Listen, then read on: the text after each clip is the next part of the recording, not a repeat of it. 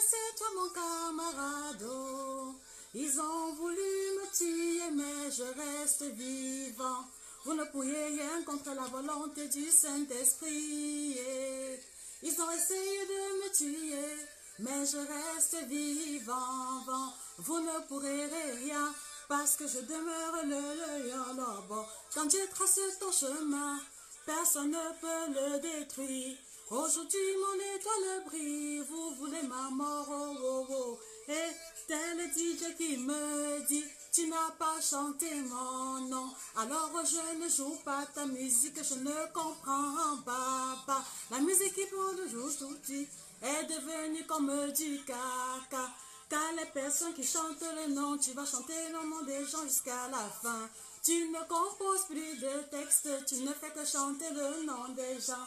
Arrêtons un peu, sinon ça nous détruira. Le couple décalé n'est pas soudé, c'est la guerre de gâter notre camarade. On peut pas prendre l'exemple sous les Zoulous qui sont soudés. Quand on dit qu'on c'est de Zoulous, tout le monde n'a pas à pas regarder. Oh pourtant c'est le coupé décalé que les gens préfèrent dans le monde entier. Mais nous nos concerts ne sont jamais remplis. Tout ça parce qu'on n'est pas soudés.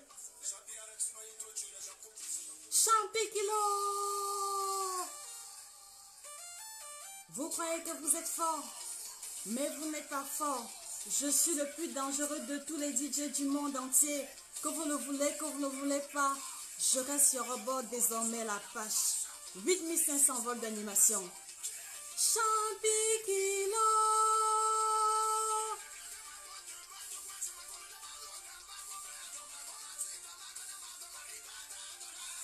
Bonjour à vous, bienvenue. J'espère que vous allez bien.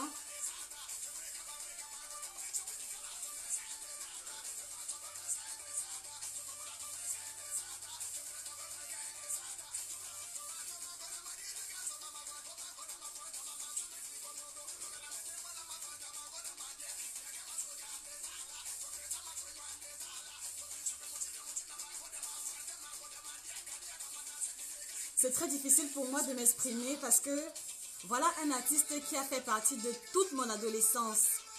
Toute mon adolescence parce que je me rappelle très bien quand le coupé décalé venait de sortir et chaque fois que j'allais en boîte ou alors lorsque j'allais dans les fêtes avec les amis, tous les DJ souffraient parce que je disais toujours DJ pardon, mais la musique d'Arafat et j'avais toujours cette chanson à la bouche. 8500 volts d'animation. C'est un artiste qui m'a beaucoup marqué et qui continue de me marquer. Pourquoi? Parce que il est toujours sur ma playlist. Et je pense que toutes les fois où j'ai manqué d'énergie, toutes les fois où j'ai manqué d'encouragement, chaque fois que j'ai écouté 8500 volts d'animation, j'ai retrouvé le punch, j'ai retrouvé l'énergie nécessaire pour faire ce que j'avais fait. Je prends un exemple. À plusieurs reprises, j'ai manqué de motivation pour faire ma séance de sport parce que je pensais que j'étais trop fatiguée. Mais quand j'écoute 8500 voix d'animation, après, je trouve la force et le courage d'aller me changer. Et je le disais, c'est un artiste qui a beaucoup marqué mon adolescence parce que j'avais toujours le titre 8500 voix d'animation. De tous ces titres, c'est celui qui m'a le plus marqué parce que c'était pour moi un mélange de paroles, de textes sincères qui relataient certainement son vécu avec une animation hors du commun. Et même ici, en fait, cette musique m'a accompagnée parce que je me rappelle, la période d'hiver ici, les gens sont souvent très crispés, les gens sont souvent très renfermés sur eux et quelquefois désagréables. Et moi, quand je dois prendre les transports en commun, j'ai toujours ma playlist. Et Arafat est toujours sur ma playlist. Arafat est toujours sur ma playlist. Et d'apprendre son décès, c'était vraiment un choc énorme. Et je suppose que c'était également le cas pour vous, mais surtout de la manière dont il est parti. Et je ne pouvais pas ne pas partager ce ressenti-là avec vous aujourd'hui, ce matin. Oui. Tous mes amis DJ ont souffert quand quand j'allais à leur fête. Tous mes camarades de classe tous mes camarades et mes proches peuvent vous le témoigner. J'étais toujours avec Arafat à la bouche. Arafat. Et même ici, une fois, je me rappelle, quand j'écoutais souvent quelqu'un, il y a des personnes qui m'ont demandé que mais je sais que tu écoutes Arafat, c'est quel genre de musique ça? Et en fait, ils ne pouvaient pas comprendre. Et dans cette chanson, 8500 volts d'animation, pour moi, je trouve que le titre a toute sa place parce que quand j'écoute, c'est comme si je recevais une décharge d'énergie. Et voilà. C'est vrai. C'était vraiment une triste nouvelle d'apprendre son départ. Bon, on ne va pas rester sur une note triste, mais voilà. C'était l'un de mes artistes préférés.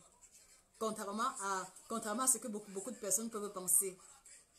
Vivement que son âme repose définitivement en paix. Alors aujourd'hui, on va parler aujourd'hui, on parle encore aujourd'hui, on parle d'alimentation et aujourd'hui, on parle de l'équilibre alimentaire. Que signifie manger équilibré exactement? Est-ce que vous êtes certain de manger équilibré? C'est la thématique qui nous réunit ici aujourd'hui. Donc, je dis bonjour à tous ceux qui sont présents. Je vous encourage à partager le live massivement parce qu'il y a plein de personnes qui sont tombées sur le direct passé par hasard et qui étaient très ravis et qui m'ont laissé plein de messages inbox. Donc, je voudrais pouvoir remercier tous ceux qui ont participé au partage des différents lives précédents parce que je vous assure, vous avez aidé plus d'une personne. J'ai reçu au moins 12 témoignages de personnes qui me remerciaient concernant le live que nous avons fait sur la constipation. Donc, je voudrais vous faire comprendre que vous qui êtes là, vous qui avez la possibilité de regarder en direct, vous avez une lourde responsabilité sur vos épaules. Celle de pouvoir disséminer l'information, celle de pouvoir aider également d'autres personnes qui ont sûrement la même difficulté que vous de pouvoir avoir accès à l'information véritable. Donc, merci encore pour tous ceux qui partagent la publication. Merci à tous les super fans. Merci à Sandrine HK, à la reine Diaye, merci à Annie Poki, merci à Madame Dong Lok Bassebel, merci à merci merci à comment on l'appelle Blandine Spice, vous êtes nombreuses et voilà, j'apprécie tous les efforts que vous faites. Donc, partagez la publication, donnez la possibilité à plusieurs personnes qui pensent souvent bien faire concernant leur alimentation de pouvoir avoir l'information véritable aujourd'hui et de pouvoir corriger. Alors, je me présente, je suis Josica, je suis praticienne en coaching nutritionnel et bien-être, donc une professionnelle de la nutrition qui prend en charge les personnes qui ont des problèmes de santé, d'alimentation et de poids. Donc, par conséquent, vous avez des kilos à perdre, vous voulez prendre quelques kilos parce que vous êtes très maigre, vous êtes enceinte, vous allaitez, vous voulez un schéma alimentaire adéquat, vous êtes à la bonne adresse. Et également, nous prenons en charge les personnes malades, diabétiques, hypertendues, toutes ces personnes-là qui ont des paramètres de santé à revoir à la baisse. Donc, si vous allez à l'hôpital et que le médecin vous diagnostique un niveau de cholestérol élevé, nous vous aidons à ramener cela à la baisse sans médicaments, sans adjuvants, sans substance quelconque, uniquement à partir de l'alimentation. Et je vous rassure que c'est véritablement possible. Et également, nous prenons en charge les personnes qui veulent effectuer une transition alimentaire. Vous êtes fatigué de manger la viande, vous êtes fatigué de manger les produits animaux, vous vous êtes engagé dans la cause animale et vous voulez devenir vegan. Voilà. Donc, nous vous aidons également à effectuer la transition alimentaire en veillant à ce que votre alimentation demeure équilibrée et que vous ne souffrez pas de carence. Donc, voilà ce que nous faisons pour les personnes qui veulent devenir végétariennes et véganes. Et au-delà, nous prenons aussi en charge les personnes qui ont un statut particulier, qui veulent revoir leur statut pondéral par rapport à un objectif sportif. Nous citons ici les sportifs de haut niveau, boxeurs de catégorie, qui quelquefois à l'approche d'une compétition doivent revoir leur poids à la baisse ou alors revoir leur poids à la hausse. Donc nous les aidons également à atteindre cet objectif-là. Donc de façon générale, vous comprenez que dans le coaching nutritionnel que nous proposons, ce n'est pas seulement la perte de poids, ce n'est pas seulement la perte de poids, ce n'est pas seulement le régime, mais c'est l'alimentation dans sa globalité. Et comment est-ce que nous procédons? Nous procédons en deux étapes principales. Donc première étape, évaluation de l'alimentation passée du patient, c'est indispensable. Donc si vous venez nous rencontrer pour un service et que vous ne voulez pas faire le bilan, je vous le réponds tout de suite, il n'y aura pas de service quelconque. Donc, évaluation de l'alimentation passée, quel que soit le service que vous sollicitez. Et dans l'évaluation, nous devons rentrer en profondeur dans votre schéma alimentaire passé. Qu'est-ce que vous avez mangé jusqu'ici? Comment organisez-vous vos repas? Bref, quelles sont vos préférences alimentaires?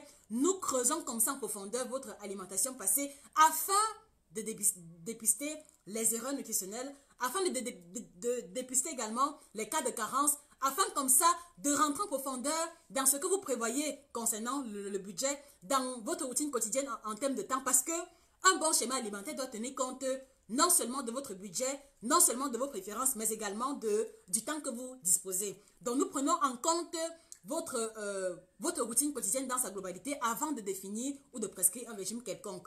Voilà, donc c'est pour ça que c'est une étape vraiment indispensable pour nous et nous vous invitons à comprendre cela. Donc, arrêtez de nous écrire en inbox, Josie, je veux une fiche pour maigrir, je veux une fiche pour ça. Non, nous ne fonctionnons pas comme ça. Et je comprends pourquoi, parce que vous avez sûrement été habitué au régime de groupe, vous avez sûrement été habitué au système selon lequel on remet un canevas alimentaire pour 10 000 personnes. Nous ne fonctionnons pas comme ça. Chaque patient a un canevas alimentaire personnalisé. C'est un engagement que nous prenons, ça demande beaucoup de temps, ça demande beaucoup d'énergie, mais nous préférons travailler comme ça parce que nous sommes plus orientés au niveau des résultats qu'au niveau de la foule.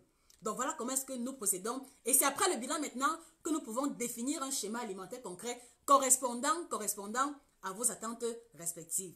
Donc voilà en gros en quoi consistent les services que nous proposons. J'espère que vous allez bien. Bonjour Émigrante, bonjour Madame Zoku, bonjour, bonjour Juliette, bonjour Elsa, bonjour Aïe, bonjour Sandrine, bonjour Abba, bonjour Shikidoro, futur super fan, bonjour Annie Poki, bonjour Victorine, bonjour Laura. Voilà, donc s'il vous plaît, partagez encore le live massivement dans les différents groupes, taguez les différentes personnes qui ont des problèmes avec leur alimentation, même celles qui sont conscientes et celles qui sont inconscientes. Alors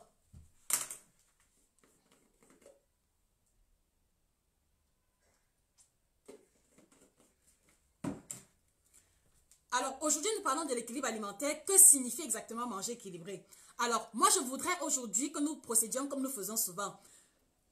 Qu'est-ce que vous comprenez par manger équilibré? Mettez en commentaire toutes vos conceptions, toutes vos définitions de manger équilibré, parce que je préfère toujours apporter l'information à partir de ce que vous connaissez déjà, et je crois que c'est la meilleure pédagogie. Je n'ai pas envie de venir faire un discours et puis m'en aller, mais j'ai besoin d'avoir l'essence de votre conception de manger équilibré. Qu'est-ce que vous entendez par manger équilibré? Bonjour Mimi Lajoie, bonjour Moutafem, bonjour Mouchili Latifa, bienvenue.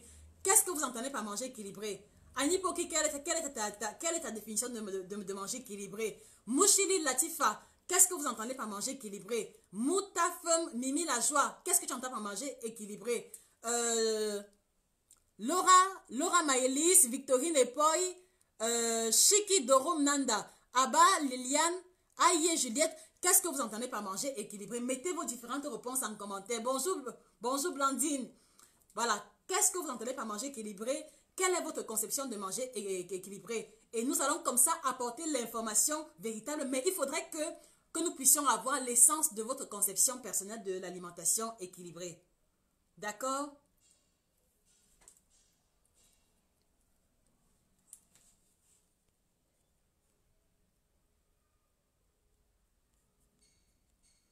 Alors moi, par exemple, ici en cabinet, je reçois souvent plusieurs personnes qui me disent que pour eux, manger équilibré, pour eux, c'est manger les fruits et légumes tous les jours.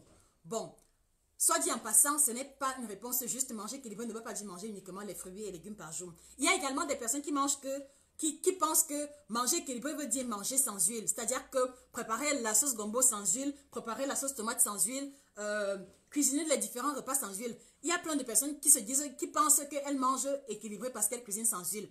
Donc là encore, c'est une réponse erronée et vous allez mieux comprendre pourquoi tout à l'heure. Voilà. Et enfin également, il m'a souvent été permis d'entendre les personnes dire que manger équilibré veut dire manger un peu de tout. Ce n'est pas totalement faux, mais en fait, il faut comprendre, dans manger un peu de tout, qu'est-ce qu'on met à l'intérieur? Quels sont les groupes alimentaires qui interviennent? Quelles sont les proportions qui interviennent? Vous voyez encore qu'une fois de plus, dans ces trois principales définitions que moi j'ai souvent eu à écouter, les réponses ne sont pas complètes. Voilà, donc moi j'ai pensé justement qu'il serait important de revenir sur le fondement de l'alimentation qui est l'équilibre alimentaire. Et quand nous allons aborder des thématiques plus complexes, alors plus techniques, vous aurez déjà le background nécessaire. Donc c'est la raison pour laquelle moi je vous appelle désormais mes nutritionnistes. Voilà, parce que je pense que si vous êtes régulier sur la page, vous apprenez tous les jours, vous apprenez à chaque poste. Et il est clair que d'ici plusieurs mois plus tard ou alors quelques années plus tard, vous serez à même de tenir un discours tangible sur l'alimentation. Donc, moi, je vous appelle désormais mes nutritionnistes. Alors, mes nutritionnistes, quelle est votre conception, quelle est votre définition à vous de l'alimentation équilibrée? Alors, il y a quelques réactions. Alors, Mimi la joie, manger 3 fois par jour, fruits et légumes. Ce n'est pas très faux, ce n'est pas très faux, mais on va compléter ton information et ta définition. Voilà, merci Mimi la joie. Sandrine HK, quart de féculents, quart de protéines et demi de légumes. Merci Sandrine, ce n'est pas totalement faux, mais tu vois, là par exemple, c'est le schéma d'une alimentation équilibrée pour une personne qui n'a vraiment pas de... Pour une personne qui essaye de maintenir son poids ou alors qui essaye de revoir ses kilos à la baisse. Donc, un tel schéma ne pourra pas être appliqué à une personne qui fait des travaux difficiles, par exemple. Donc, ta réponse n'est pas faute, mais il faut nuancer le propos.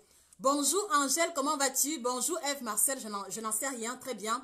Moutafem, manger équilibré pour moi, c'est consommer fruits, légumes, une part de féculents, protéines animales, mais en gros, c'est respecter les quantités. Voilà. Merci Moutafem, merci.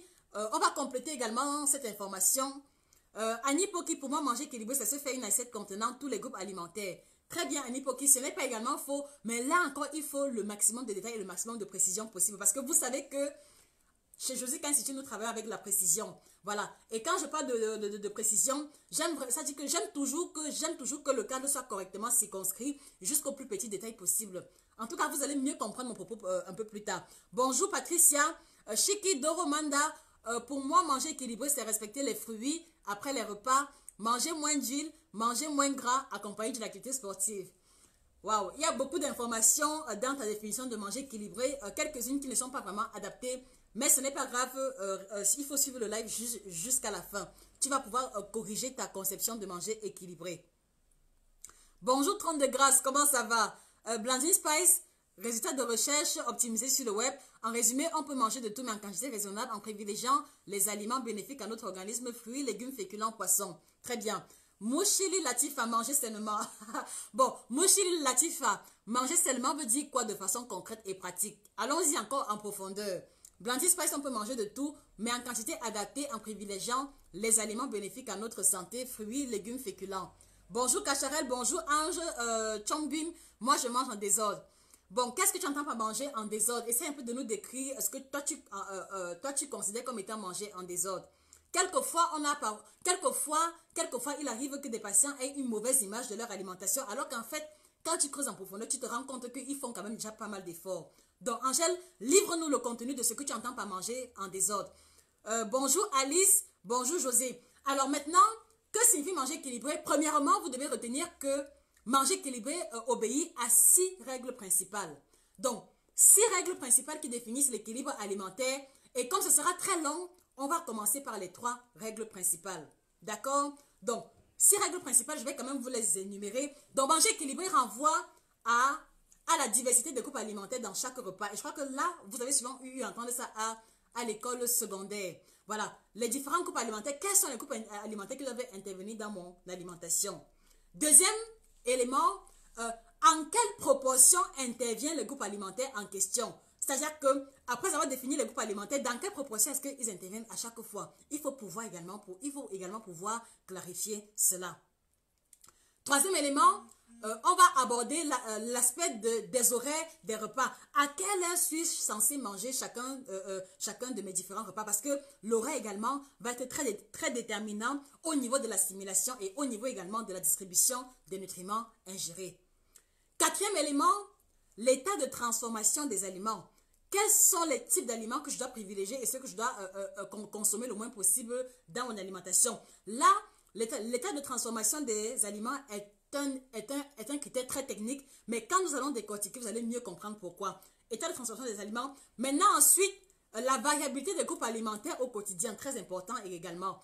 Variabilité des groupes alimentaires, donc voilà, je ne veux pas creuser en profondeur, retenez simplement variabilité des groupes alimentaires.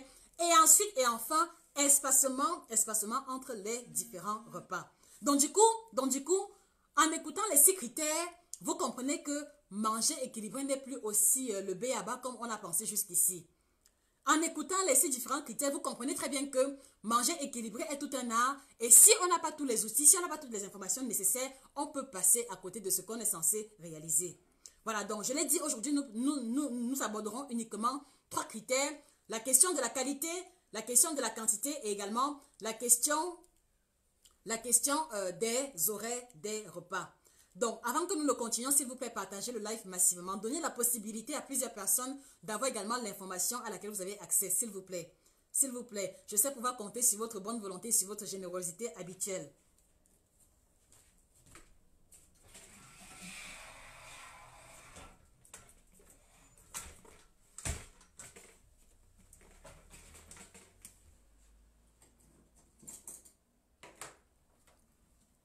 Voilà. Bonjour Vanessa, bienvenue.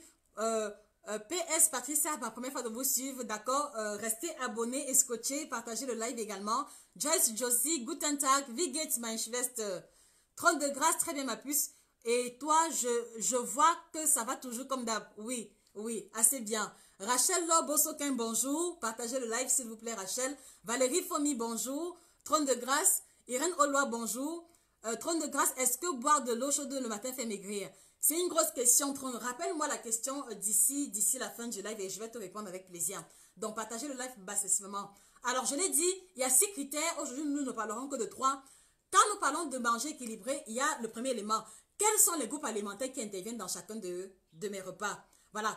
Ça, je pense que beaucoup parmi vous le savent. Les groupes alimentaires qui sont censés intervenir, il y a les glucides, il y a les lipides, il y a les protéines, les vitamines et les sels minéraux. Ça, vous le savez déjà. Alors, quand nous parlons de glucides, il faut pouvoir également donner des exemples pour éclairer ceux qui ne savent pas. Donc, une alimentation équilibrée doit contenir tous les jours les glucides. Et quand nous parlons de glucides, on va voir le pain, on va voir les pâtes, les macaronis, manioc, bâton de manioc. Bref, tout ce que nous connaissons comme étant complément dans notre contexte africain, tout ce que nous considérons comme étant féculents, doivent participer de l'équilibre alimentaire.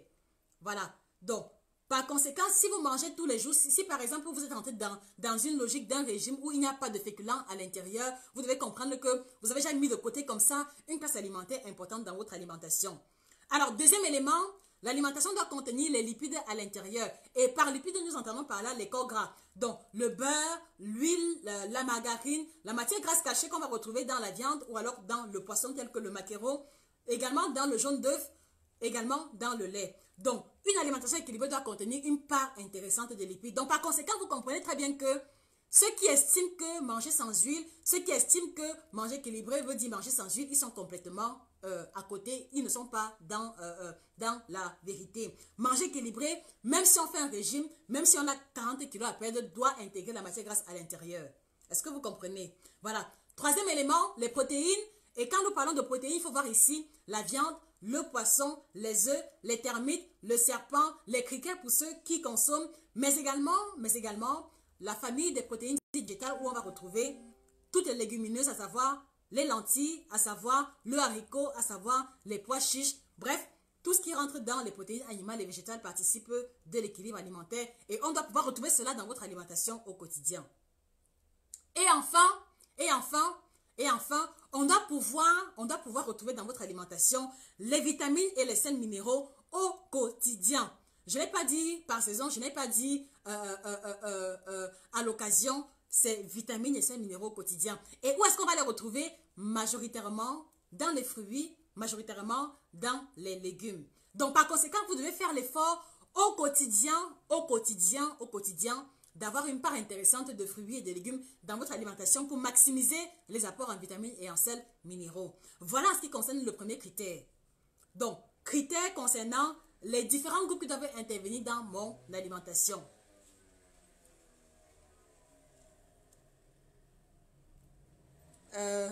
Bonjour Olive, j'espère que tu vas bien. Merlin Punga, bonjour, nos parents n'avaient pas toutes ces notions, pourtant ils étaient en très très bonne santé. Vous avez raison, monsieur Merlin Punga, vous avez raison. Et quand on va creuser en profondeur les types de repas africains, vous allez comprendre pourquoi est-ce que je vous donne raison. Bonjour Edwige Blanchard, bonjour Manfo, Chérie Doko, c'est vrai, mais tu sais, de nos jours, les produits chimiques ont pris le dessus. Oui, c'est également vrai, chérie. C'est également vrai, Chiki. Bonjour, Irène. Je partage à l'instant depuis mon lieu de vacances. Très bien, merci. 30 degrés, certains disent tôt le matin à Jean. On va revenir dessus.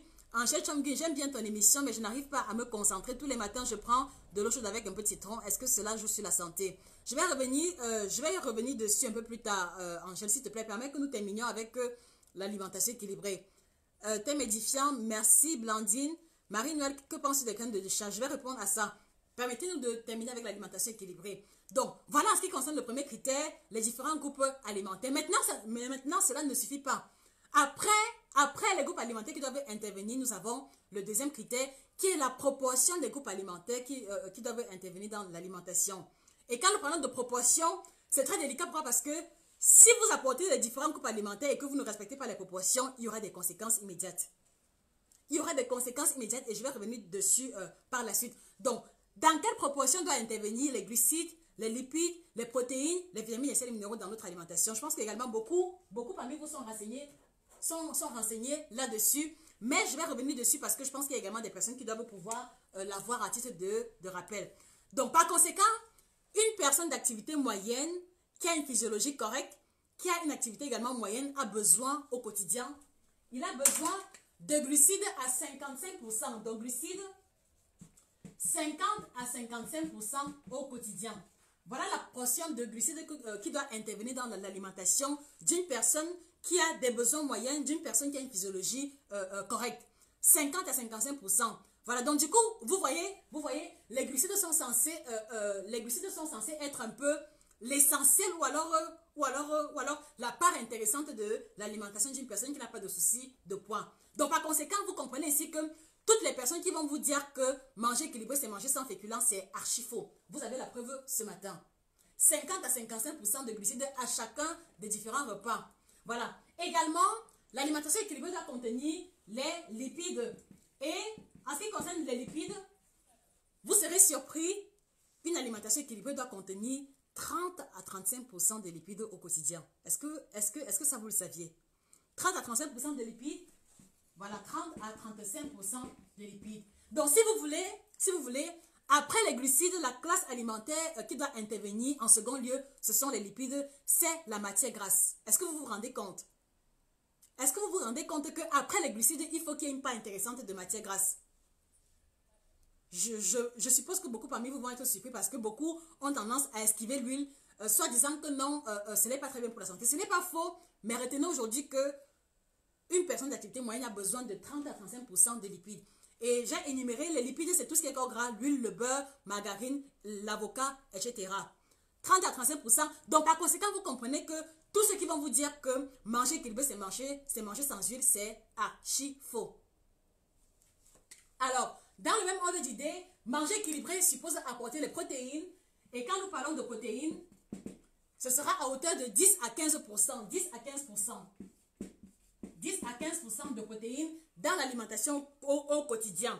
Alors du coup, maintenant, vous vous rendez compte que si vous êtes une personne qui mangeait trop de viande, si vous êtes une personne qui mangeait trop de viande, sans féculents, qui mangeait trop de viande sans matière grasse, en réalité, vous avez opéré l'inverse.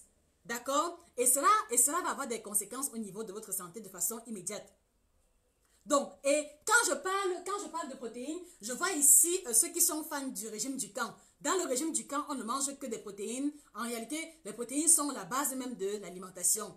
Donc, du coup, vous comprenez que dans le cadre de l'équilibre alimentaire, ça ne fonctionne pas. Regardez, ça ne fonctionne pas. 10 à 15% seulement.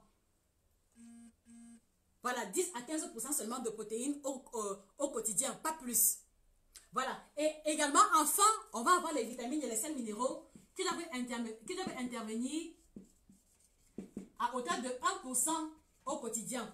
C'est vrai que c'est 1%, mais cela ne veut pas dire que c'est une classe alimentaire que l'on peut mettre complètement à l'écart. Non. Donc, 1% de vitamines et de sels minéraux, vous devez faire l'effort de l'apporter dans votre alimentation au quotidien. Voilà, si vous voulez, chers téléspectateurs, les différentes portions des groupes alimentaires qui doivent intervenir dans chacun de vos différents repas. Est-ce que vous comprenez? Voilà les différentes portions qui concernent les différents aliments que vous devez consommer au quotidien. Et maintenant, quand nous faisons une insistance au niveau des proportions, c'est parce que chaque fois que les portions ne seront pas respectées, il va y avoir des conséquences au niveau de la santé. Il va y avoir des conséquences au niveau de la santé. Et voici donc quelques-unes de ces conséquences-là. Donc, si par exemple, au lieu de 50 à 55% de glucides, vous êtes à 75%, voilà. C'est-à-dire que si dans votre alimentation, il y a plus de glucides que de lipides, protéines, vitamines et sels minéraux, la première conséquence, c'est que vous allez apporter à votre organisme trop de sucre puisque la substance, la digestion des glucides entraîne la production du sucre ou du glucose au niveau de l'intestin grêle. Donc, si vous mangez 75% de glucides, il va y avoir une surproduction de sucre au niveau de la circulation générale. Et vous le savez, l'excédent de sucre va être converti sous l'effet de l'insuline sous forme de gras et stocké. Donc, par conséquent, les deux conséquences fondamentales lorsqu'on va abuser des glucides sera l'augmentation de la glycémie avec de fortes chances de faire un diabète plus tard. Donc, par conséquent, vous comprenez ici que le diabète, ce n'est pas seulement lorsqu'on mange le taupe, ce n'est pas seulement lorsqu'on mange les bonbons, chocolat et autres, mais une alimentation trop riche en glucides peut vous conduire au diabète dans les années et les mois à venir. Et quand je parle d'alimentation trop riche en glucides, si vous mangez trop de compléments, si vous mangez trop de bâtons, trop de riz, trop de couscous, trop de foufou, trop de macabo râpé, bref, tout ce que vous connaissez comme étant complément, voilà comme ça la classe alimentaire qui, consommée en trop grande quantité, peut augmenter vos chances de souffrir du diabète. Est-ce que vous comprenez? Et la deuxième conséquence, c'est que quand vous consommez d'aliments trop riches en féculents, parce qu'il y a trop de sucre qui est produit et conversion sous forme de gras, il y a également de fortes chances pour vous de vous retrouver en surpoids. Donc, par conséquent, vous comprenez que ce n'est pas seulement l'huile qui fait grossir, ce n'est pas seulement manger des produits gras qui fait grossir. Même manger trop de féculents peut conduire au surpoids. Voilà pourquoi est-ce que le respect des proportions est très, très, très, très importante. Est-ce que vous comprenez? S'il vous plaît, signalez-moi que vous comprenez. Si vous ne comprenez pas, je vais revenir sur l'explication. Est-ce que vous comprenez? Si vous comprenez, mettez les cœurs, mettez les likes. Mais j'ai besoin de savoir que vous comprenez avant que nous ne continuions. Est-ce que vous comprenez vraiment de quoi est-ce qu'il est question?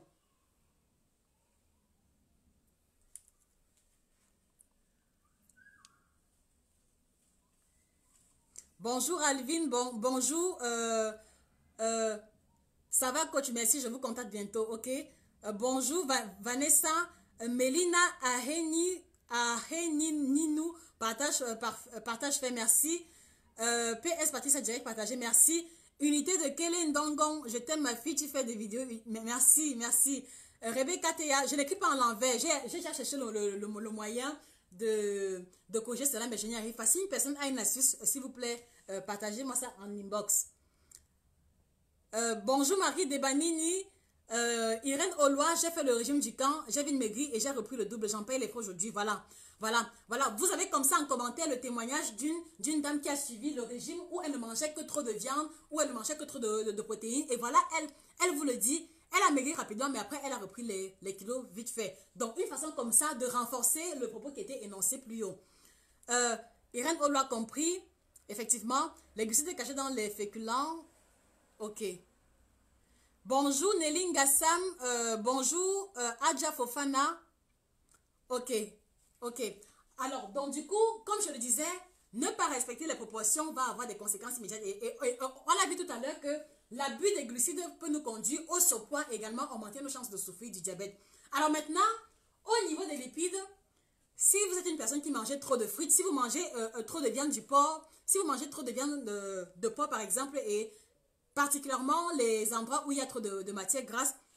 Si vous mangez trop de côtelettes de porc, parce que je sais que là, il y a beaucoup de gras. Si vous mangez trop de lard, si vous mangez trop de lardons, si vous mangez trop de matière grasse de façon générale, les frites, poissons frits, viande frite. Et si vous êtes de ceux qui préparent la sauce tomate avec toujours l'huile qui sur nage, si vous êtes de ceux qui font le ndolé avec toujours l'huile qui sur nage, voilà comme ça un exemple de surconsommation de matière grasse. Et cela aura des conséquences au niveau de la santé. Première conséquence, vous la connaissez tous, ce sera le surpoids de façon immédiate.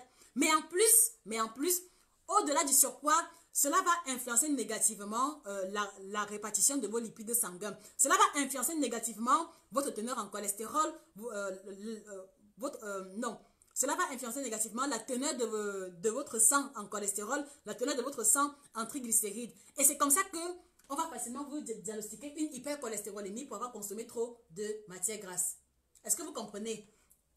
Et au-delà du surpoids, au-delà de l'hypercholestérolémie, vous devez comprendre que quand vous mangez trop de gras, le gras ne s'élimine pas aussi facilement que les autres substances. Le gras ne s'élimine pas aussi facilement que les vitamines et les sels minéraux que l'on retrouve facilement dans les urines si on en consomme en excès. Le gras, en fait, il va avoir la mauvaise capacité de se déposer au niveau des différents organes majeurs. Donc, lorsque vous vous rendez compte que vous avez déjà 5 kilos de plus, lorsque vous êtes en surpoids de 5 kilos, vous devez garder à l'esprit que le surpoids que vous voyez sur la balance est également la matérialisation que au niveau de vos différents organes majeurs, il y a déjà une couche de gras qui est déjà en train de se former. Donc, cela veut dire que quand vous vous retrouvez en surpoids, vous devez comprendre que le cœur est déjà enrobé de gras. Cela veut également dire que les reins sont enrobés et sont également enrobés de gras. Bref, tous les organes majeurs sont enrobés de gras. Voilà pourquoi quand vous êtes en surpoids, au moindre effort physique, vous vous sentez essoufflé. Parce que justement, il y a eu dépôt de la matière grasse au niveau des artères, il y a eu dépôt. Et au fur et à mesure que le dépôt s'épaissit, la circulation sanguine n'est plus aussi fluide. Donc par conséquent, au moindre effort physique, vous êtes essoufflé parce que justement, le sang a de la peine à circuler normalement. Voilà pourquoi est-ce que la consommation trop élevée de matière grasse a une incidence immédiate au niveau de votre santé. Au niveau du poids, mais également au niveau de la répartition générale des lipides sanguins. Cholestérol, triglycérides et également cholestérol HDL, LDL et également triglycérides. D'où justement l'importance de faire l'effort de consommer la juste portion de matière grasse à chaque fois. Donc par conséquent, si vous voulez, mon exhortation aujourd'hui est de vous inviter à faire les choses correctement. Ne cuisinez pas le ndolé avec l'huile qui déborde dessus parce que c'est comme ça que c'est écrit dans la recette de cuisine. Non. Ne cuisinez pas le ndolé avec l'huile qui surnage partout parce que c'est beau à voir. Ça, c'est un argument inutile. Ne cuisinez pas le ndolé avec l'huile qui surnage parce que c'est comme ça qu'on vous a appris. Même si on vous a appris à cuisiner le ndolé avec trop d'huile, apprenez à réadapter, apprenez à réajuster les recettes que vous cuisinez en fonction de vos objectifs personnels.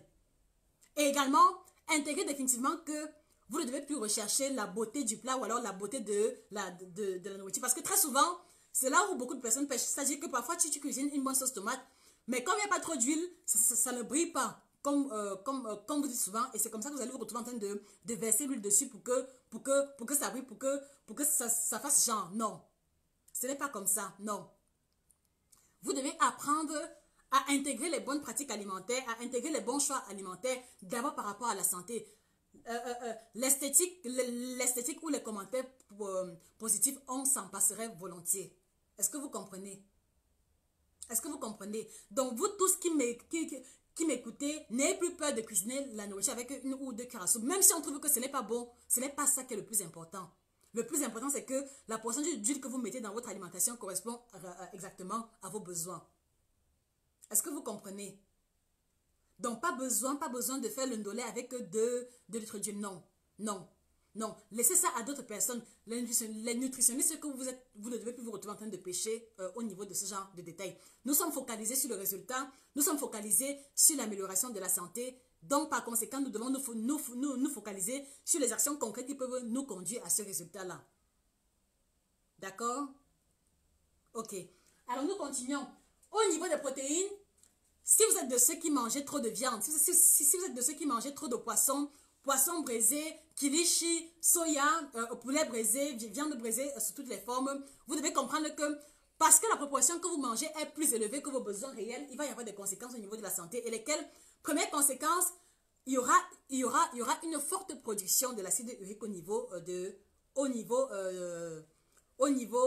il y aura une forte production de l'acide urique comme déchet de métabolisme. Donc, vous devez comprendre que quand vous mangez trop de viande, le déchet de la dégradation, le déchet de métabolisme de la viande va produire l'acide urique.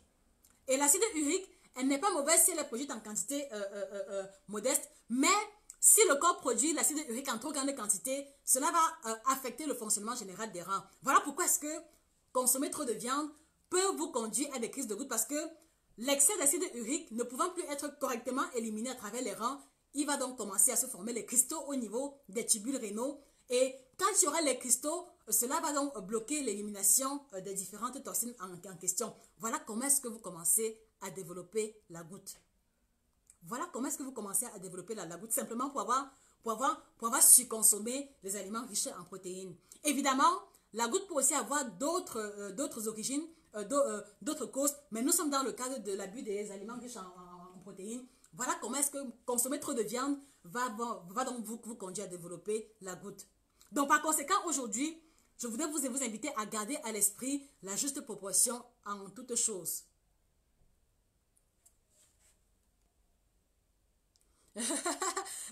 La douce, quand ça brille, c'est beau vraiment, mais c'est l'aide dans le corps. Exactement, exactement.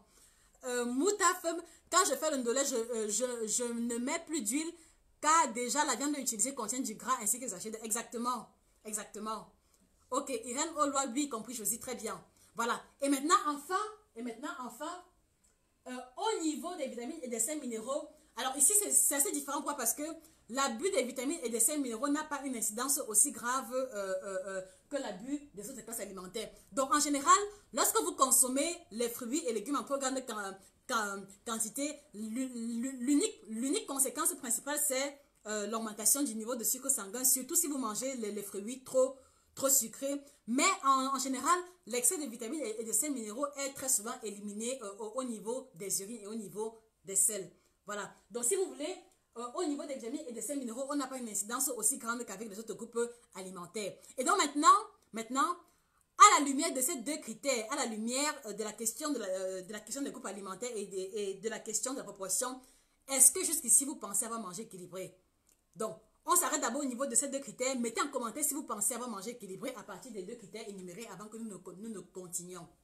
D'accord?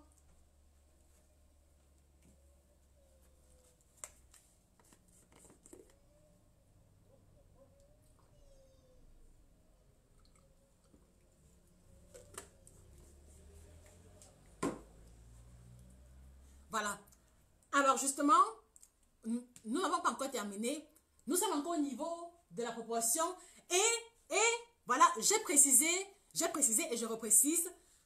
Ce schéma correspond à une personne adulte d'activité moyenne et qui a des besoins moyens et qui a une santé parfaite. Donc par conséquent, vous comprenez que si on a des kilos à perdre, on ne pourra plus respecter à 100% ce schéma. Est-ce que vous vous rendez compte? Si on a des kilos à perdre, on ne pourra plus respecter à 100% ce schéma en question.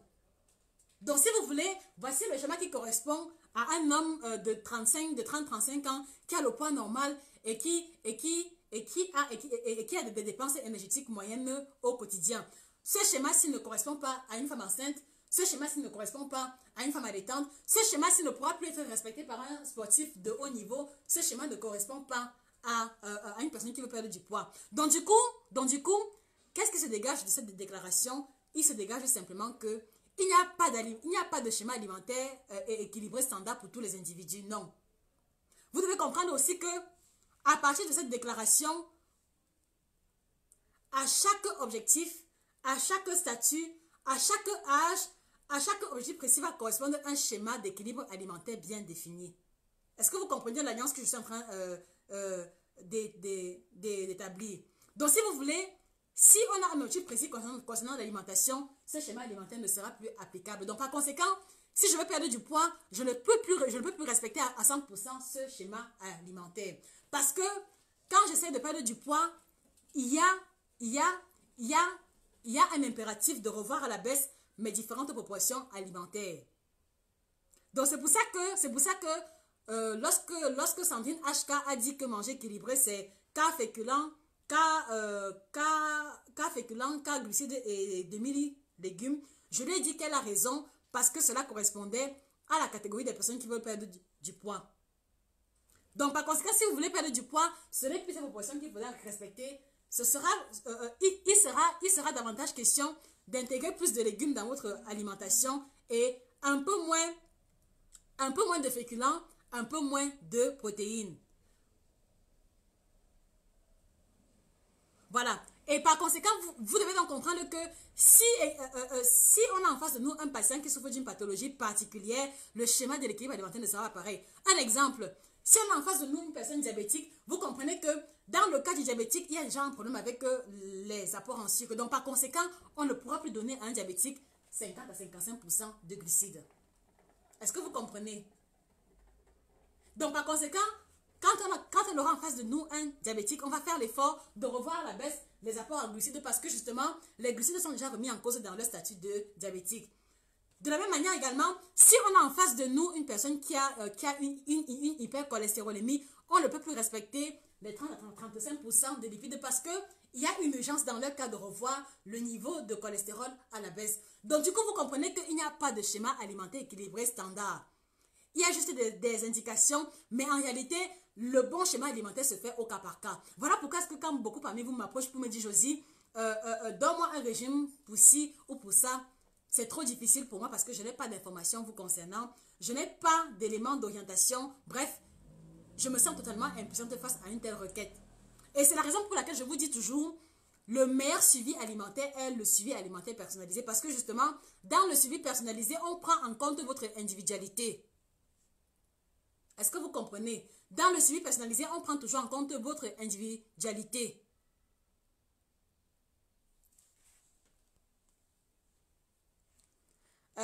Paulette Wafo, non ma belle.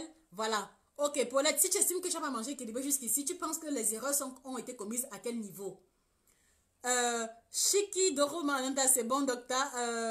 Marie-Emmanuelle Adopo, merci beaucoup. C'est la première fois que je vous suis, c'est très intéressant. Merci. Abonnez-vous à la page Madame Marie-Emmanuelle Adopo.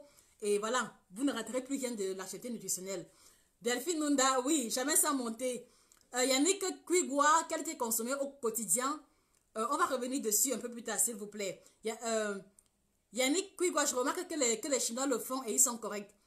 Parfaite Afi, épouse Conan, je voulais savoir ce que vous buvez.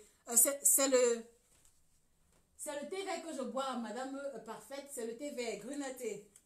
C'est le thé vert Sencha. Moutafum, parfois je mange équilibré. Je dirais 75% et 25%, parfois pas. Irène, oh là, je suis justement en surcharge pondérale. Voilà. Alors maintenant, je me sens un peu fatiguée. Et je me sens un peu fatiguée à cause de mon état. Je vous ai dit il y a quelques jours que j'étais enceinte et que j'allais bientôt être maman. Donc, il y a beaucoup de personnes qui m'ont écrit en inbox pour me dire que non, ce n'est pas vrai, ce n'est pas possible. Mais je voudrais vous redire aujourd'hui que je suis effectivement enceinte. Et d'ici quelques jours, quelques semaines, voilà, je vais avoir la joie d'être maman. Voilà. Donc, par conséquent, je voudrais aussi vous faire comprendre que les grossesses se suivent et ne se ressemblent pas. Et donc, voilà, l'état d'une personne qui vit une grossesse n'est pas forcément assimilable à celle d'une autre personne. Voilà. Alors, c'était une petite parenthèse et un petit rappel. Donc, du coup, si vous me voyez m'asseoir, à un moment donné, voilà, un peu d'indulgence à mon égard. Alors, maintenant, un élément que je voudrais également préciser, c'est que parce qu'il est difficile de pouvoir veiller aux portions alimentaires au quotidien, parce qu'il est difficile de garder à l'esprit les bonnes portions alimentaires, je voudrais également vous faire savoir que l'équilibre alimentaire peut s'étaler sur une journée. Qu'est-ce que cela veut dire? Cela veut dire que même si on a déjà les différentes proportions que l'on doit apporter à l'alimentation, ce n'est pas obligatoire de le faire. Ce n'est pas obligatoire de le faire à chacun des repas. C'est-à-dire que vous pouvez prendre le petit déjeuner où il y a uniquement glucides et lipides. Et maintenant, travailler à compléter les autres classes alimentaires plus tard. Donc, si le matin, il y a uniquement glucides et lipides, faites l'effort à midi ou alors au niveau du repas du soir à apporter impérativement la portion de protéines et de sels minéraux. Donc, du coup, en fait, si vous voulez, l'équilibre alimentaire peut se maintenir. L'équilibre alimentaire se fait sur une journée. Voilà. Donc, ne soyez pas braqués, ne soyez pas limité dans votre esprit en vous disant que non, il faut que le matin, je prends absolument glucides, lipides, protéines, vitamines, sels minéraux. C'est assez difficile de respecter cette rigueur-là, mais gardez à l'esprit que l'équilibre alimentaire se fait également sur une journée entière. Si vous êtes en mesure de manger les groupes alimentaires à chacun des repas, tant mieux. Mais si ce n'est pas possible, gardez à l'esprit que vous avez la possibilité de vous rattraper en journée. Donc, si le matin, par exemple, je prends une tranche de pain et un peu de beurre, comme il n'y a pas eu les protéines et les sels minéraux, cela veut dire que Cela veut dire qu'il faudrait qu'à midi, je puisse avoir un morceau de viande ou de poisson ou des légumineuses. Et également que je vais avoir une portion de vitamines dans mon alimentation. Est-ce que vous comprenez? Donc, du coup, en fait, l'équilibre alimentaire est assez complexe. C'est vrai que c'est facile, mais c'est également complexe dans la mesure où il faut pouvoir déjà définir ses propres besoins, il faut pouvoir définir il faut pouvoir définir les besoins et adapter le schéma alimentaire en conséquence. Et un détail très important, c'est que l'équilibre alimentaire se fait en fonction de l'âge, l'équilibre alimentaire se fait en fonction de l'activité et également des besoins. Donc, âge, activité, besoin et également horaire. C'est la raison pour laquelle, quand Sandrine HK a dit équilibre alimentaire, c'est demi légumes, car féculents, car protéines, je l'ai fait comprendre que ce n'était pas juste pourquoi, parce que si on a en face de nous une personne qui travaille dans les chantiers, si on a en face de nous une personne qui travaille comme manœuvre, si on a en face de nous une personne qui travaille comme manœuvre de chantier, il faut faire l'effort de revoir ses portions alimentaires à la hausse. Et quand nous parlons des portions alimentaires, une personne qui se dépense beaucoup physiquement, qui travaille dans le chantier, doit maintenant consommer environ 55 à 60% de glucides. Pourquoi? Parce que les glucides font partie de la classe alimentaire des aliments riches en énergie. Donc, un sportif de haut niveau, une personne qui travaille dans le chantier, une personne qui fournit des efforts physiques trop élevés, aura besoin d'un peu plus de glucides qu'une personne d'activité moyenne. Est-ce que vous comprenez la nuance? Donc du coup, à chaque fois, on doit toujours faire l'effort d'ajuster la portion et la composition en fonction de l'individu que l'on a en face de nous. Et c'est la raison pour laquelle je vous ai fait comprendre qu'il est difficile de définir un schéma alimentaire standard, parce qu'il y a plusieurs parmi vous qui me disent souvent, Josie, donne-nous un schéma alimentaire sur une journée. Josie, donne-nous un peu l'exemple de ce qu'on peut cuisiner en une journée. Je veux bien, mais j'ai peur que ce que je vais proposer ne corresponde qu'à une certaine catégorie de personnes. Est-ce que vous comprenez la nuance? Et donc, dans le même ordre d'idée, si par exemple je travaille dans un bureau assis dans un bureau 6 à 8 heures de temps, je n'ai plus le droit de manger 50 à 55% de glucides. Je n'ai plus le droit. Parce que justement, de façon générale, mes apports physiques sont revus à la baisse. Donc, par conséquent, je dois pouvoir également revoir la proportion de glucides qui est un aliment énergétique à la baisse.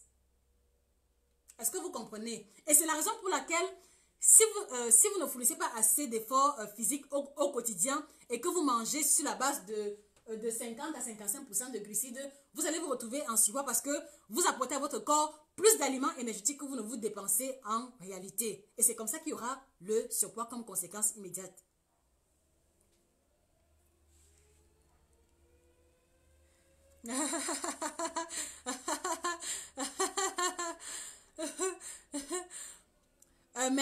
Merlin Punga, pouvez-nous proposer des thés typiquement camerounais? Monsieur Merlin Punga, je vais bien proposer les thés typiquement camerounais, mais mon problème avec les thés camerounais, c'est que il y a parfois des thés que vous retrouvez sur le marché, mais il n'y a pas d'information au niveau de l'étiquette. Vous voyez un thé camerounais, tout ce que vous voyez sur l'étiquette, c'est 100% camerounais. Il n'y a pas d'information sur la liste des ingrédients. Il n'y a pas d'information détaillée qui permet parfois de contacter le fabricant. C'est pour ça que je me réserve de proposer un thé sur lequel on n'aura pas assez d'informations dessus. Alice Ange, où est le ventre? Je l'ai dit la semaine dernière, ne regardez pas le ventre. Ma grossesse est vraiment spéciale. Et quand je dis spéciale, je pèse bien mes mots. Et c'est la raison pour laquelle je vous ai fait comprendre que, avec la grâce de Dieu, si l'accouchement se passe bien, je vais prendre la peine de faire un live spécial où je vais vous présenter l'enfant, où je vais vous raconter le déroulement de ma grossesse, parce que c'était une grossesse vraiment spéciale. Et lorsque je ferai ce live-là, je vais vous aviser avant, parce que une fois que j'aurai terminé le live concernant ma grossesse, je vais supprimer la vidéo, de peur que les photos de mon enfant se retrouvent sur Internet.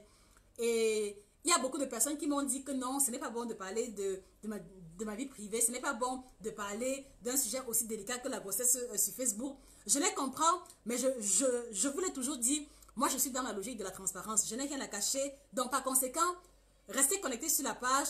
Quand je vais accoucher, je vais faire un post 1 ou 2 jours avant. Et si je suis assis en forme pour faire le live, je vais faire un live en direct où je vais vous présenter et le bébé et mon état après accouchement. Et là, j'espère, vous allez mieux comprendre pourquoi est-ce que je vous dis toujours qu'avec l'alimentation, on peut tout.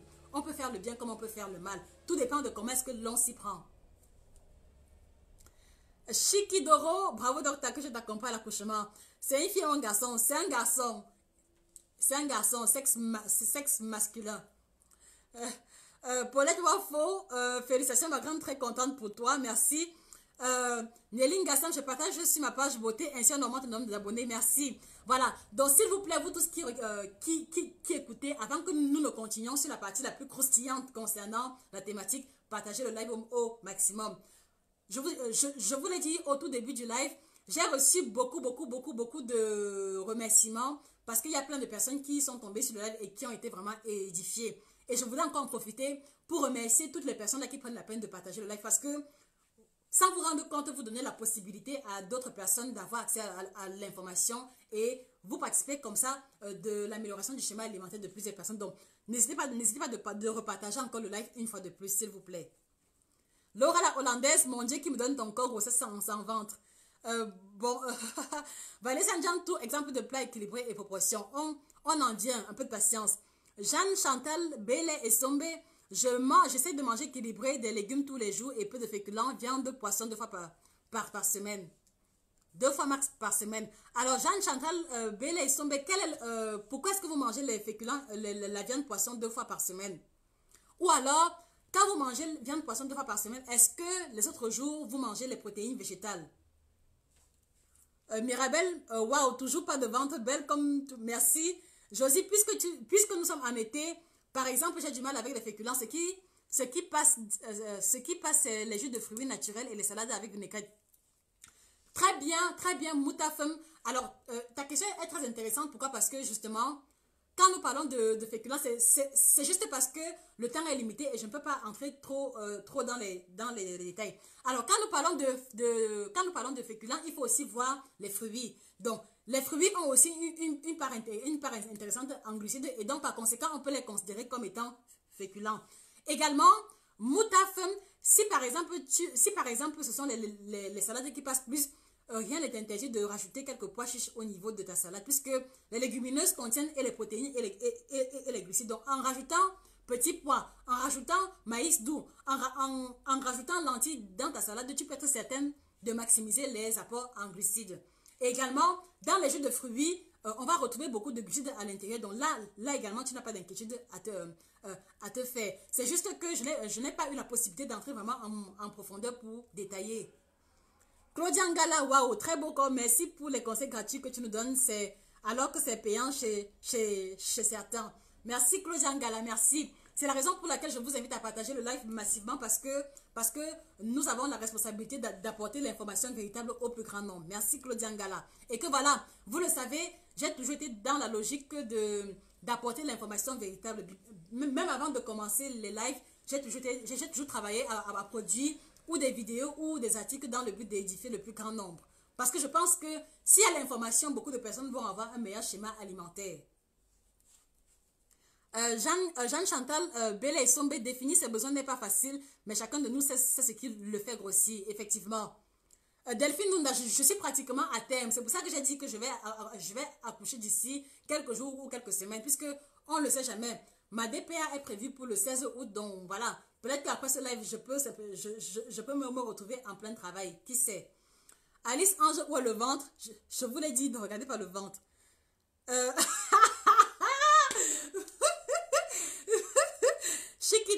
Shikidoro, tu n'es pas gentil. Comment tu peux dire que mon ventre est dans mon dos? Ok. La douce, tu accouches quand? J'accouche d'ici quelques jours, quelques semaines. Je ne peux pas te définir exactement. Weye Lolis, ma fille, bravo de votre activité. J'aime. Merci beaucoup, monsieur Weye Lolis. Partagez le live. Abonnez-vous également à la page. Félicia Felocal, mes boîtes, merci pour les conseils, je vous en prie. Sabine Mundanga Kenfak, nous sommes en Allemagne, mais nous suivons les patients à travers le monde entier. Estelle Diane, merci. Amel Linda, quelle fréquence de viande rouge par semaine avec activité moyenne? Alors, Amen Linda, pour ma part, l'idéal avec la viande rouge, c'est de la consommer au grand maximum 3 fois par semaine. Et comme ça, les autres jours, vous intégrez le poisson ou alors les protéines dites végétales. Même 2 fois pour moi, on peut se le permettre en travaillant justement à consommer les autres familles de protéines. Josie, Sandrine HK, est-ce que c'est mauvais de manger les fruits le soir en smoothie? Bon, alors, très bonne question. Je n'ai rien contre le fait de manger les fruits le soir, mais mon problème avec les smoothies, c'est que quand vous prenez les jus de fruits, quand vous prenez les fruits et que vous les passez au mixeur, vous devez comprendre que l'assimilation n'est pas la même que les fruits en morceaux. Et quand je dis que l'assimilation n'est pas la même, c'est parce que justement, les fruits en morceaux vont être digérés plus lentement que les jus de fruits liquides. Les fruits en morceaux vont procurer une diffusion de sucre beaucoup plus lente au niveau de l'organisme. Mais alors que lorsque vous prenez le smoothie, le smoothie est sous forme liquide et il n'est pas très différent de l'eau parce que il sera rapidement assimilé. Et comme il sera rapidement assimilé, il va augmenter également plus rapidement le niveau de sucre sanguin comparé aux fruits mangés en morceaux. D'accord? Donc, il y aura une incidence au niveau de la glycémie. Et l'autre problème, c'est que la plupart des smoothies, lorsque vous réduisez les fruits sous forme de jus de fruits, vous cassez les différentes fibres qu'il y a à l'intérieur. Donc, par conséquent, ils ne vont pas rassasier ils ne vont pas rassasier au même niveau que les fruits. Et c'est la raison pour laquelle la plupart des personnes qui consomment les smoothies consomment toujours un peu plus de fruits qu'une personne qui mange les fruits en morceaux. Je prends un exemple simple.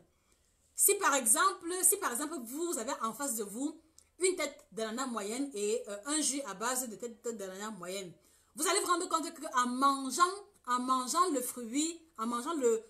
fruit entier, vous allez vous rassasier plus rapidement. Mais si vous prenez le jus fait à partir du même volume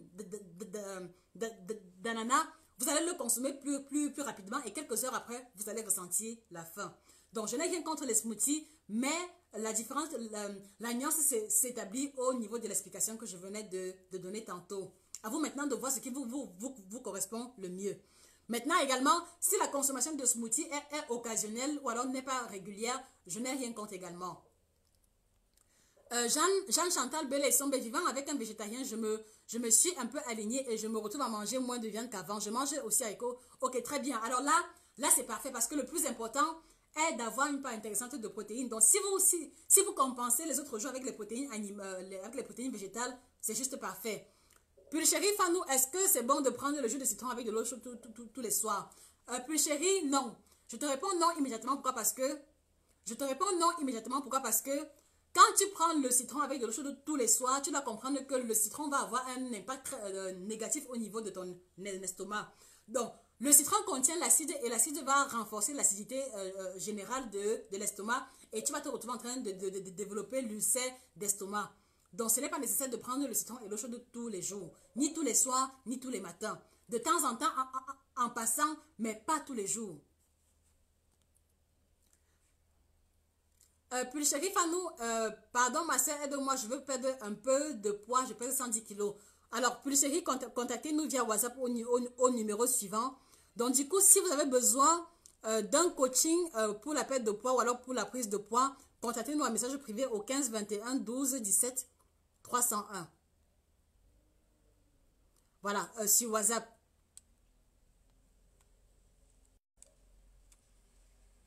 Voilà.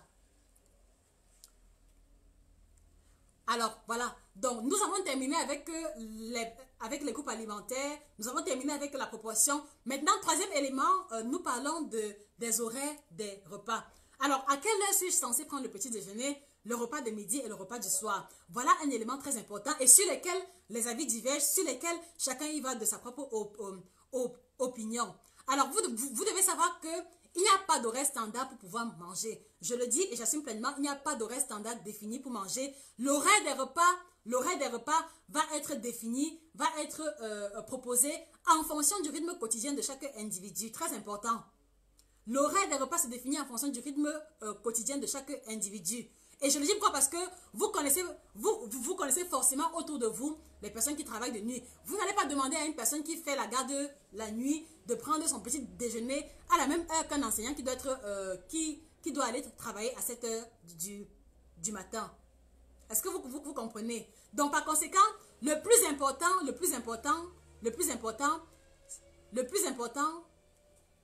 au niveau, le plus important au niveau des horaires, des repas, c'est de faire l'effort de garder un espace minimum entre les différents repas en question. Qu'est-ce que nous voulons dire par là? Nous voulons simplement vous faire comprendre que si par exemple je suis enseignante et que je dois aller travailler à 7 heures du matin, il faut que je fasse l'effort de prendre mon petit déjeuner à 6 heures, 6h30 et que maintenant que je prenne mon repas de midi 4 à 5 heures maximum plus tard. Donc, si j'ai pris le petit déjeuner à 6 heures, il faut qu'à 10 heures, 11 heures plus tard, je suis en train de manger le repas de midi. Pourquoi? Parce que le petit déjeuner étant un repas léger, il ne faudrait pas qu'il y ait un temps d'espacement trop long entre le petit déjeuner et le repas de midi. Est-ce que vous comprenez? Est-ce que vous comprenez la nuance? Mais par contre, entre le repas de midi et le repas du soir, on pourra avoir un espacement un peu plus long de 6 à 7 heures de temps. Pourquoi? Parce que le repas de midi est plus consistant que le repas du soir. Voilà. Donc, de façon générale, le plus important, c'est que chacun adapte ses horaires de repas en fonction de son rythme quotidien, en fonction de sa routine quotidienne, également en fonction de son travail. Et ce qu'on va retenir, c'est que entre le petit déjeuner et le repas de midi, maximum 4 à 5 heures de temps d'espacement. Voilà, surtout si le petit déjeuner a été fait léger ou alors a respecté les normes standards. Mais si votre petit déjeuner a été fait à partir d'un repas plus consistant, cela veut dire que vous pouvez observer un temps d'espacement plus grand encore. Donc là encore, vous comprenez très bien qu'il n'y a pas de règle, standard ou alors complètement figée. Il faut aller au cas par cas et c'est à chacun de vous de voir ce qui fonctionne exactement avec votre routine quotidienne. Voilà, donc minimum 4 à 5 heures de temps entre le petit déjeuner et le repas de midi. Donc, si j'ai pris le petit déjeuner à 8 heures, il faut qu'à midi, 13 heures plus tard, je suis en train de manger le repas de midi. D'accord? Voilà, et également, cela veut dire que si j'ai pris le repas de midi si j'ai pris le déjeuner à midi, il faut que à 17 heures, je suis en train de manger le repas du soir. Donc, par conséquent, si vous mangez le matin à 8 heures pour vous retrouver en train de manger le déjeuner à 16 heures, ça, ce n'est pas l'équilibre alimentaire. Est-ce que vous comprenez? Si vous mangez le petit déjeuner à 10 heures pour manger pour avoir le deuxième et dernier repas à 20 heures, ça, ce n'est pas du tout l'équilibre alimentaire. Parce que vous devez comprendre que l'organisme n'a pas un temps mort où il arrête de fonctionner. L'organisme fonctionne de façon perpétuelle. Et donc, par conséquent, il faudrait qu'il y ait des apports en énergie qui vont être étalés tout au long de la journée. Donc, par conséquent, également, vous comprenez que si vous mangez une seule fois par jour, même si vous voulez perdre du poids, vous n'êtes pas dans l'équilibre alimentaire. Est-ce que vous comprenez? Tous ceux qui savent qu'ils mangent souvent une fois par jour, venez pointer, venez confesser ici. Ceux qui mangent une à deux fois par jour, venez confesser ici. Voilà, donc une fois de plus, vous comprenez que il ne faut pas seulement manger les glucides, les lipides, protéines, il ne faut pas seulement respecter la proportion, mais il faut également tenir compte de l'horaire et de l'espacement entre les différents repas. Vous devez également tenir compte de cela. Alice Ange, je ne mange jamais le matin. Alors, Alice Ange, à quelle heure intervient ton premier repas? Alice Ange, j'ai bien précisé ici que l'organisation des repas doit tenir compte de vos horaires quotidiens. Il y en a qui prennent le petit déjeuner à midi, ce n'est pas un péché. Il y en a qui prennent le petit déjeuner à midi, qui vont prendre leur déjeuner vers 18 h et le dîner vers 21 h. Ce n'est pas mauvais aussi longtemps que ce schéma alimentaire corresponde à leur rythme quotidien. C'est-à-dire que si par exemple vous travaillez de nuit, si par exemple vous êtes gardien de nuit ou alors que vous êtes de garde la nuit et que vous terminez le service à 6 h, on suppose qu'entre 6 h et midi, vous serez en train de dormir. Et donc, c'est normal que vous preniez votre petit déjeuner à midi. C'est normal. C'est normal que vous preniez votre déjeuner à 17 h, 18 h et c'est normal que vous preniez le dîner à 21 h parce que vous allez prendre le service dans 2 ou 3 heures plus tard. Voilà pourquoi est-ce que je vous l'ai dit, il n'y a pas d'horaire standard concernant les repas. Tout va s'adapter en fonction du rythme quotidien de chaque individu. Et c'est la raison pour laquelle, quand beaucoup de personnes me demandent si, s'il est interdit de manger le soir, ma réponse est toujours nuancée. Pourquoi? Parce que tout part également du rythme quotidien de chaque individu. Est-ce que vous comprenez la nuance?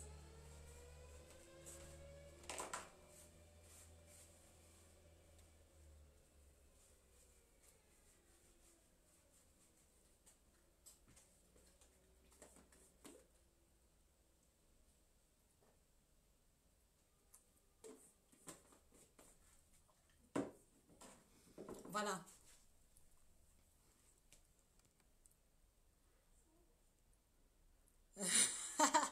Ok. Valérie Fomi, moi. Alice Ange, moi. Annie Manmo, me voici. Oh. Marie Debani dit, moi, je mange même 4 fois. Mais là, Punga, pouvez-vous nous donner une liste d'antioxydants? Monsieur Mélan Punga, ce n'est pas la thématique, s'il vous plaît. Si vous avez besoin d'une question ou une réponse particulière, écrivez-nous un message privé. Pour l'instant, nous restons focalisés au niveau de l'équilibre alimentaire. Valérie, elle faut championne pour sauter les repas. Joyce, Josie, 1 à 2 fois par jour, c'est mon cas. Alice Ange, j'ai souvent faim à partir de 14 heures. Bon, Alice Ange, alors, si par exemple tu prends le petit déjeuner à 14 heures, à quelle heure est-ce que tu prends les autres repas? C'est mon organisme qui est habitué comme ça et mon estomac. Irène Aulois, c'était mon cas avant maïs, maïs plus, depuis que je vous suis, Josie, je ne comprends pas très bien Irène. Jeanne Chantal et Sombe, moi j'ai du mal à manger 3 fois par jour. Une fois me suffit vers 18h30 quand je rentre du boulot. C'est mauvais. Alors justement, Jeanne Chantal, je ne vais pas rentrer dans le radicalisme, mais j'ai simplement envie de vous faire comprendre que je vais reprendre. C'est-à-dire que l'organisme travaille à temps plein à tout moment. C'est-à-dire qu'il n'y a pas un moment où on peut appuyer pause sur l'organisme pour lui demander de ne plus jouer le rôle qu'il joue. Donc par conséquent, parce que le cœur bat en permanence, parce que les organes fonctionnent en permanence, vous devez comprendre qu'il faut qu'il y ait de façon continuelle des apports en énergie. C'est la raison pour laquelle, si vous mangez 1 fois par jour, cela veut dire que vous apportez du carburant à votre corps 1 fois et le reste du temps, l'organisme est obligé de puiser dans les réserves. Et ce n'est pas le schéma initial, ou alors ce n'est pas le schéma adéquat de fonctionnement de l'organisme. Même si, c'est-à-dire qu'au lieu de manger 1 fois vers 18h30, essayez de prendre la portion globale et de diviser cela en mini-portions. Mais pourvu qu'il y ait au moins 3 repas au quotidien. Est-ce que vous comprenez, Madame Jeanne Chantal et Sombe? Je vous en prie, si là, Alice Ange, je vis comme ça depuis plus de 20 ans. Alice Ange, il faut que nous discutions en message privé. Laisse-moi un message via WhatsApp. Elsa Taneke, on dit souvent que le petit déjeuner est le repas le plus important. Pourtant, c'est une politique commerciale des entreprises puisqu'on mange exactement, Elsa. Alors justement, Elsa, cela me permet de préciser que, s'il vous plaît, quand nous parlons des repas quotidiens, ne voyez pas seulement ici un aliment qu'on mange avec la cuillère et la fourchette, parce que parmi beaucoup d'entre vous, certains pensent que quand on parle d'équilibre alimentaire, c'est forcément un plat de sauce tomate. Non, vous devez comprendre que même un simple pot de yaourt avec un fruit est déjà un repas. Ça, vous devez le comprendre. Le repas, ce n'est pas seulement quelque chose de très dense, de trop énorme, non. Le repas est quelque chose que l'on apporte de façon ponctuelle qui va apporter 1 ou 2 voire 3 classes alimentaires. Merci Sabine. Bonjour Jobette Nunjip. Henri King Kwate, je vous en prie. Agathe Queen, mon dernier repas avant 18h. Voilà, justement, il y a également des personnes qui vont dire que le meilleur moyen de s'alimenter est d'arrêter de manger avant 18h. Moi, par exemple, je ne peux pas me permettre ce luxe-là parce que, comme je vous l'ai souvent dit, je travaille souvent très tard. Je travaille souvent jusqu'à 2h, 3h, 4h du matin. Donc, du coup, vous voyez que si moi, par exemple, j'arrête de manger à 18h et que je dois fournir un travail intellectuel de 4, 5, 6 heures de temps, je ne peux pas arrêter de manger à 18h. C'est pour ça que je vous l'ai dit, les horaires des repas, que chacun l'adopte en fonction de son rythme quotidien. Alice Ange, je prends mon repas vers 14h, ok. Irène Ola, je ne saute plus les repas depuis que je vous suis. Alice Ange, d'accord. Donc, si vous voulez, voici à quoi se voulait résumer la première partie de notre thématique concernant l'équilibre alimentaire. Voilà. Donc, du coup, maintenant, comme nous avons coutume de le faire, je vais vous inviter comme ça, je vais vous inviter à aller sur la page, juste après ce live, aller sur la page, allez sur l'icône avis et recommandations et laissez vos différentes recommandations. Qu'est-ce que vous pensez de Josica Institute? Voilà, laissez-y le résumé global de votre impression. Positif comme négatif, peu importe, mais nous avons besoin de vos avis et recommandations. Et en second lieu, je voudrais comme ça vous inviter à aller sur notre plateforme digitale que nous avons mis sur pied. Nous avons mis sur pied une chaîne de télé digitale qui s'appelle Nutrition TV. Donc, juste après le live, je vous invite à aller sur YouTube, vous tapez Josica Coaching Nutritionnel Aliments Exotiques et vous abonnez à la page pour ne rien rater de l'actualité nutritionnelle que nous mettons à votre disposition. Donc, il y a le lien de la page qui va s'afficher en commentaire. Donc, cliquez dessus, allez-y et abonnez-vous définitivement. Est-ce que je peux compter sur vous? Chaque fois, quand je vous demande de laisser les avis et recommandations, vous me dites toujours oui, mais après, je ne vois personne. Voilà, donc voilà comme ça en commentaire le lien de la page YouTube. Je vous invite à y aller et à vous abonner massivement. Voilà le lien qui apparaît. Allez-y sur la page, vous allez trouver plein de vidéos concernant la perte de poids, concernant la prise de poids.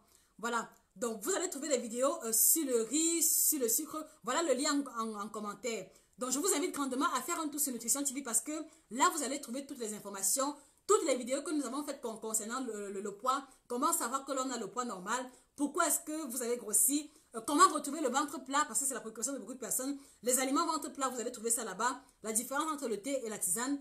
Et je vous invite comme ça à suivre attentivement ces différentes vidéos-là parce que vous allez retrouver à l'intérieur un maximum d'informations. Voilà. Et ainsi, abonnez-vous à la page, écoutez les vidéos et s'il vous plaît, à la fin de l'écoute, partagez le lien, likez les vidéos en question, partagez le lien à votre entourage et parce que en fait, je pense que nous devons faire l'effort d'être les relais de la bonne information. Et parce que je pense que si vous trouvez que ce que nous faisons est intéressant, donnez également la possibilité à d'autres personnes d'y avoir accès. Donc, après le live, s'il vous plaît, allez sur Josica Institute, vous likez la page, vous vous abonnez, vous laissez vos avis et recommandations et après vous faites un tour sur la page YouTube. Donc, je me sens un peu fatiguée, c'est la raison pour laquelle on va arrêter. Mon état oblige. On se fixe rendez-vous certainement samedi pour la deuxième partie de Manger équilibré. Et là, justement, en plus d'aborder les 3 autres critères qui vont concerner l'état de transformation des aliments et également la variabilité des groupes alimentaires, on va comme ça vous expliquer comment réussir à équilibrer ces différents plats au quotidien. Donc, ne manquez pas le rendez-vous. Si je n'accouche pas entre-temps, on aura rendez-vous samedi. Mais s'il y a un souci à mon niveau, je ne manquerai pas de vous prévenir. Voilà. Donc, merci encore pour votre intérêt. Merci pour votre présence massive. Je vous invite encore à partager le live au maximum pour toutes les personnes qui vont tomber sur le live à la fin. Partagez le live. Donnez la possibilité à plusieurs personnes d'avoir accès à l'information. Vous ne savez pas le bien que vous faites à ces gens-là. Je vous l'ai dit, le thème qu'on a fait la semaine dernière concernant la constipation, j'ai eu environ 12 messages de remerciements parce que justement, vous avez partagé le live en question. Donc, merci encore pour votre présence. On prend rendez-vous samedi pour un autre live et d'ici là, passez une excellente journée et que le bien-être vous accompagne. Ciao, bye bye.